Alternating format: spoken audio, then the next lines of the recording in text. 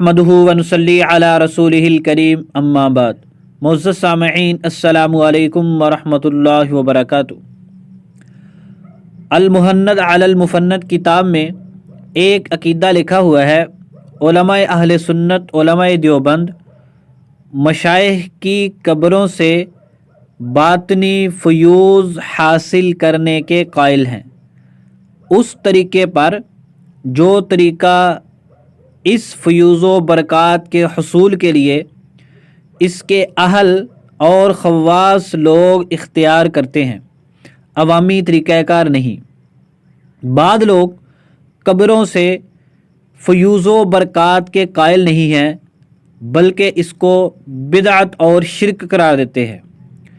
دور حاضر کے غیر مقلدین، سلفی لوگ بھی اور مماتی بھی۔ ہم انشاءاللہ آپ کے سامنے ایک مختصر دلیل دیں گے جس سے آپ کو بالکل واضح طور پر پتہ چل جائے گا کہ قبروں سے فیوض و برکات حاصل ہوتی ہیں۔ سنیے دلیل نمبر 1۔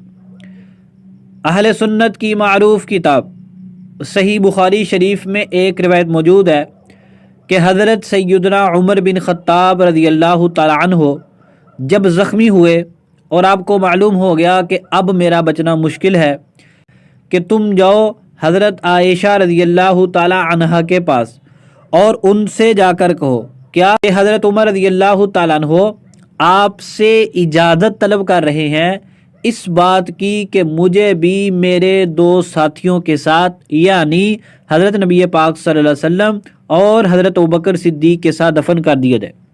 چونکہ وہ سیدہ عائشہ رضی اللہ تعالی عنہ کا حجرہ تھا، اس لیے اجازت ضروری تھی، اور آپ نے اجازت طلب کی کہ مجھے دفن کیا جائے حضرت نبی پاک صلی اللہ علیہ وسلم کے ساتھ اور حضرت ابوبکر صدیق رضی اللہ تعالی عنہ کے ساتھ۔ ہم یہاں پر ایک سوال کرتے ہیں، اگر حضرت نبی پاک صلی اللہ علیہ وسلم کی قبر اطہر سے اور حضرت ابوبکر صدیق رضی اللہ تعالی عنہ کی قبر سے حضرت عمر رضی اللہ تعالی عنہ کو نہ کوئی برکت حاصل ہونی تھی اور نہ ہی کوئی فیض حاصل ہونا تھا، تو آپ نے پھر اس کی تمنا کیوں کی ہے؟ ہمیں اس سوال کا جواب دیا جائے۔ حضرت عمر رضی اللہ تعالیٰ عنہ کی تمنا اس بات کی واضح دلیل ہے کہ حضرت عمر رضی اللہ تعالیٰ عنہ صالحین کی، انبیاء کی قبروں سے فیوض و برکات کے قائل تھے، اس لیے الحمدللہ علماء حق، علماء اہل سنت، علماء دیوبند بھی اس کے قائل ہیں۔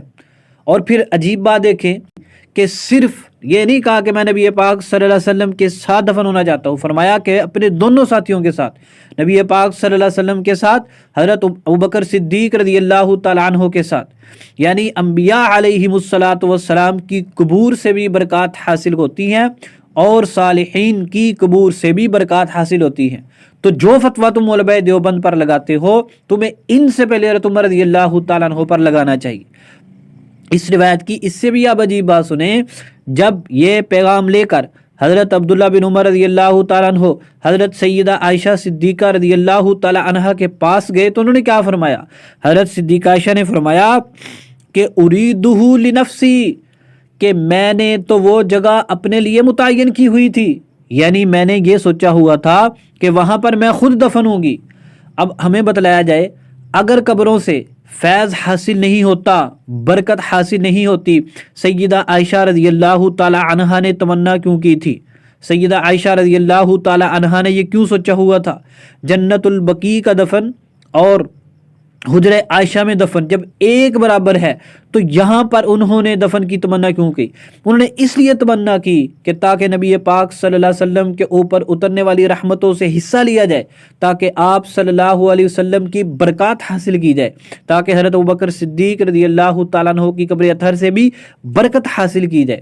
حضرت عمر فاروق رضی اللہ تعالیٰ عنہ، آپ کی تمنا اور اس کے مطابق عمل کا ہونا، سیدہ عائشہ رضی اللہ تعالیٰ کی خواہش، اس بات کی واضح دلیل ہے کہ صحابہ کرام نیک لوگوں کی قبروں سے فیوض و برکات کے مکمل طور پر قائل تھے۔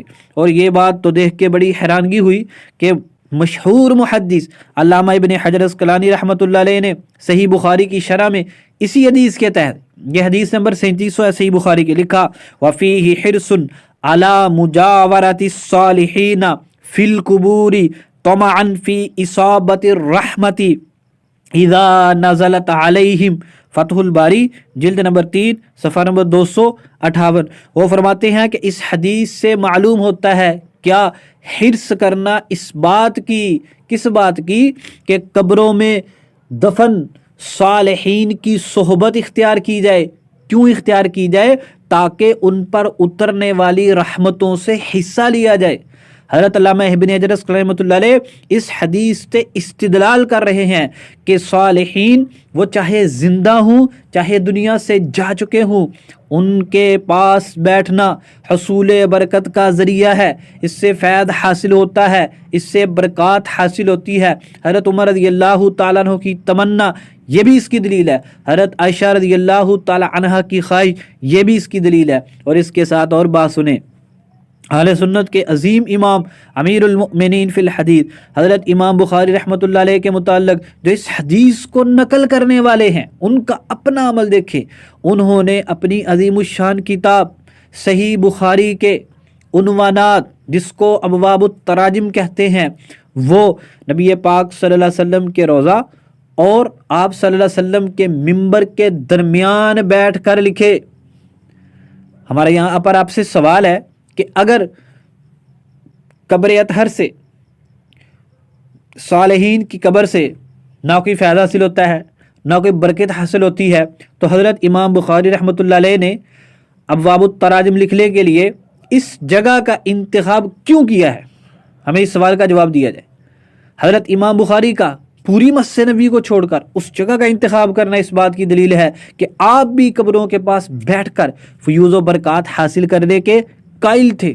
आपने तो हदीस भी नकल की है और साथ आपका अमल भी ये बतलाता है, और अल्लाह पाक ने उनकी किताब को मकबूलियत अता फरमाई। और इसके साथ ये भी सुनिए, हज़रत इमाम बुखारी रहमतुल्लाह अलैह ने अपनी दूसरी मशहूर व मारूफ किताब अत्तारीख़ुल कबीर को नबी मुकर्रम सल्लल्लाहु अलैहि वसल्लम की कब्र अतहर के पास बैठ कर लिखा है। आपको हैरत नहीं होती कि एक अजीमुशान शख्स अपनी किताब के उन्वानात को नबी मुकर्रम सल्लल्लाहु अलैहि वसल्लम के रोज़ा अतहर के पास बैठ के लिखता है। अपनी दूसरी किताब भी नबी पाक सल्लल्लाहु अलैहि वसल्लम की कब्र अतहर के पास बैठ के लिखता है। मस्जिद नबवी है, इतनी जगह है, वो बंदा इस जगह का इंतखाब क्यों करता है?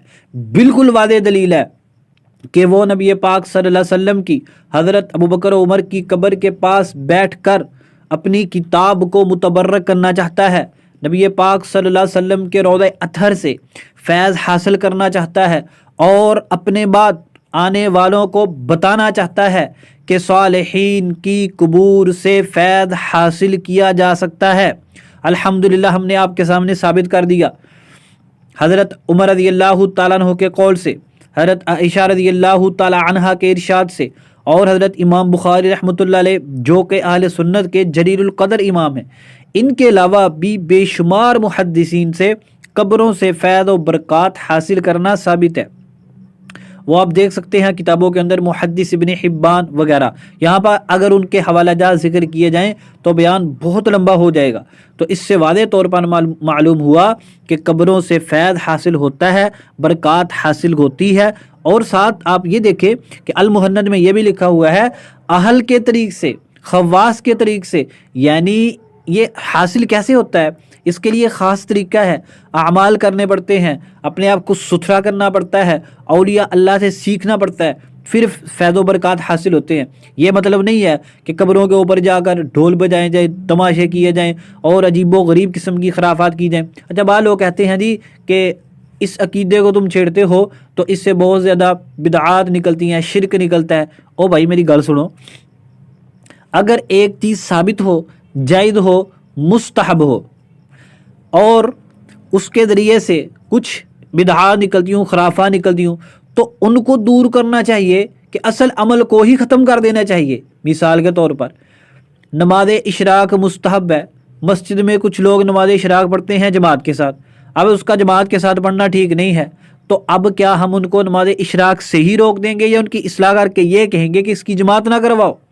देखो, मस्जिदों में जूते चोरी होते हैं, मस्जिदों में लोग दुनिया की बातें करते हैं, क्योंकि मस्जिदें ही बंद कर दें कि जी जूते चोरी होते हैं اور مسجد بند کر دو جی، کیوں؟ لوگ یہاں پر جھگڑے کرتے ہیں، لوگ یہاں پر بیٹھ کے دنیا کی باتیں کرتے ہیں، تم ہونے والی کمی کوتاہیوں کو لے لو اور کہہ دو جی مسجد بند کر دو، اور فیض و برکات کو ہی ختم کر دو، یہ عقیدے ہی ختم کر دو، کیوں؟ کہ تاکہ لوگ وہ کام نہ کریں۔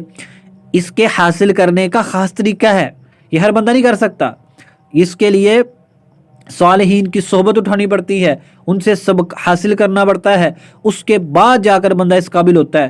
ہر ایرا گیرا نہیں، عام بندے کے لیے کیا ہے، وہاں پر جا کر تلاوت کرے، دعا کرے، واپس آ جائے اور قبروں سے عبرت حاصل کرے۔ یہ صرف خواص کا کام ہے، ہم اس کو خواص تک محدود کرتے ہیں تاکہ کسی طرح کی کوئی بدعت جاری نہ ہو، تاکہ کسی طرح کو کوئی شرک نہ پھیلے۔ اس لیے اس کا انکار کرنا بالکل غلط ہے۔ ہاں البتہ خرافات و بدعات کا انکار کیا جا سکتا ہے، نفس چیز کا انکار نہیں کیا جا سکتا کہ فیض و برکت حاصل ہی نہیں ہوتی۔ آپ تو ایک ثابت شدہ چیز کا انکار کر رہے ہیں۔ اگر آپ بدعت و شرک کا فتویٰ لگائیں گے تو اس کا مطلب ہے کہ آپ بہت سارے سلف صالحین، حضرت عمر رضی اللہ تعالیٰ عنہ، حضرت عائشہ رضی اللہ تعالیٰ عنہا پر فتویٰ لگا رہے ہیں، اور ان پر فتویٰ لگانے والا وہ خود گمراہ ہوگا، راہ راستے ہٹ جائے گا۔